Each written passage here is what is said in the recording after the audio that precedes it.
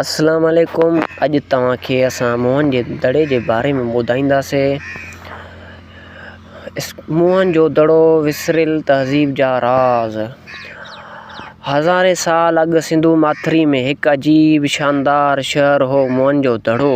हवा मां शॉट थियल क़दीम माॻ मिटीअ जा घर ऐं दीवारूं।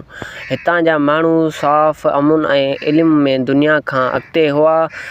शहर में नाला गुसलखाना नेकाल जा निज़ाम एतिरा जदीद हो जो अॼु बि साइंसदान हैरान आहिनि।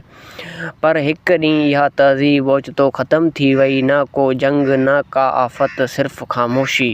को चवे थो त ॿोॾाई, को चवे थो त बीमारी पखिड़िजी वई, पर असुल राज़ अञा ताईं कंहिंखे न मिलियो। शायदि उहा माण्हू पंहिंजे इख़लास खां परे थी विया हुआ। अॼु बि मुंहनि जो दड़ो चुप आहे, पर हर भित मां आवाज़ु अचे थो जेका पंहिंजी तारीख़ विसारे थो उहो फ़ना थी वञे थो। शाम जो सिजु लहण वक़्तु माॻ जा मंज़र, हवा में मिटी जा ज़रा।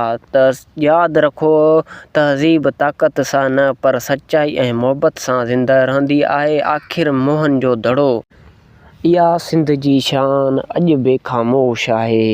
तव्हांखे घुरिजे त तव्हां बि ख़ामोश न वेहिजो, छो त ख़ामोशी ईअं बर्बाद ऐं तबाह करे छॾंदी जीअं मुंहनि जो दड़ो अॼु बि ख़ामोश आहे।